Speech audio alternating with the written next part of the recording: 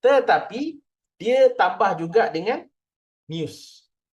Sebab news ni dia boleh berubah market, right? Boleh berubah market dengan secara mendadak. Tiba-tiba Trump buat ni, tiba-tiba Trump buat tu, tiba-tiba Trump buat ni. Jadi kita dah nampak pattern dah. Okay, pattern dia okay. Market nak naik ni.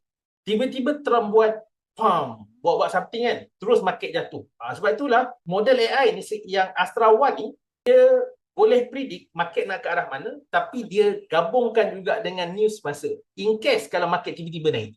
In case dengan market tiba-tiba tu turun. Sebab itulah direction yang sekarang ni, ini adalah present data. So bila menggabungkan data-data sebelum dan melihat pattern institution macam mana direction dia, dan digabungkan juga dengan data-data semasa yang tiba-tiba ada panic, tiba-tiba ada FOMO, tiba-tiba ada ni, dia akan hasilkan direction market. Alright, dia akan hasilkan direction market. So inilah yang anda boleh lihat di dalam AI analysis.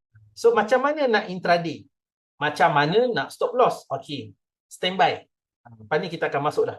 Right? Kita akan masuk. Macam mana anda nak tahu kat mana nak masuk, kat mana nak exit dan kat mana nak stop loss. Okay. Untuk analysis ni, dia akan tunjuk macam mana nak fokus. Okay. Apa So, bila korang buka dekat chart, AI dah tunjuk direction market nak ke mana. AI Crypto Advisor, your market second opinion. Subscribe now.